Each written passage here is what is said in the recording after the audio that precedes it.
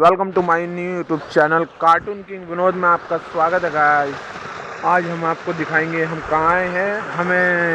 हम आए हैं जहाँ पर उसके लिए आपको सिको ऐप डाउनलोड करना पड़ेगा गाइस।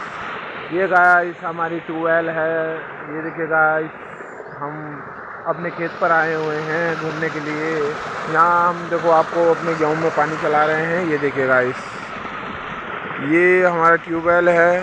ये देखिए गाइस, और ये गाइस हमारे खेत का रास्ता है। ये भोंगा खड़ा हुआ है, ये अपना दूसरा खेत है।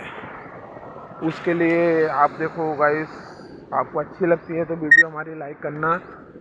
ये देखिए गाइस, ये हमारा खेत का रास्ता गया है।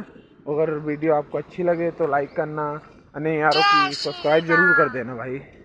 ओके गाइस, आज का ब्लॉग यहीं समाप्त हुआ गाइस। अगला ब्लॉग कल दिखाएंगे। इस वीडियो को ज़्यादा से ज़्यादा सपोर्ट करो, लाइक करो, फॉलो करो।